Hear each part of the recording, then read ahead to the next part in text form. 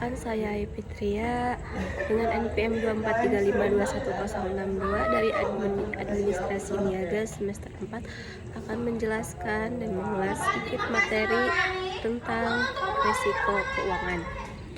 Apa itu manajemen risiko keuangan? Dalam dunia bisnis, risiko keuangan adalah bayangan yang selalu mengikuti setiap keputusan. Manajemen risiko keuangan adalah proses sistematis untuk mengidentifikasi, mengukur, mengelola risiko-risiko yang dapat mengancam stabilitas dan profitabilitas keuangan dalam suatu organisasi. Apa saja sih jenis-jenis risiko keuangan utama?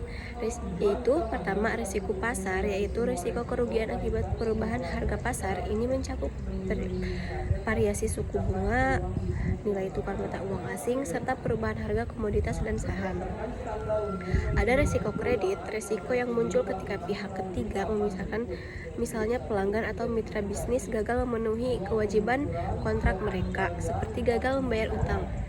Lalu ada risiko likuiditas, risiko ketika perusahaan tidak mampu memenuhi kewajiban keuangan jangka pendeknya karena tidak bisa mengubah aset menjadi uang tunai dengan cepat tanpa kerugian besar.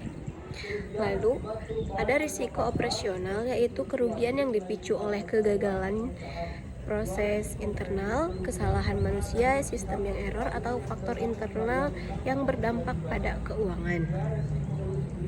Adapun tahapan-tahapan proses manajemen risiko, yaitu ada identifikasi risiko, ada analisis pengukuran, ada mitigasi dan respons, dan ada pemantauan dan evaluasi.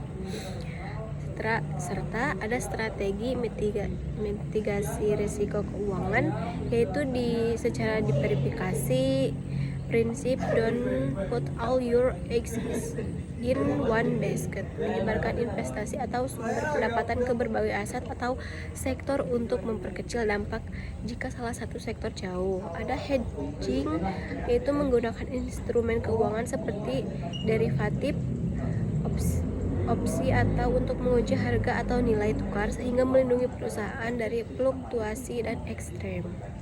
Ada asuransi, yaitu memindahkan dampak finansial dari risiko tertentu kepada pihak perusahaan asuransi dengan membayar premi. Ada pencadangan modal, yaitu menyisihkan sebagian keuntungan sebagai dana darurat untuk menutup kerugian kecil atau risiko yang memang sudah diprediksi dan siap ditanggung. Jadi, pada intinya, tujuan utama dari manajemen risiko keuangan bukanlah untuk menghilangkan seluruh risiko secara total, karena tanpa risiko biasanya tidak ada ketentuan. Tujuannya adalah menjaga agar risiko berada pada tingkat yang dapat ditoleransi. Sekian, terima kasih.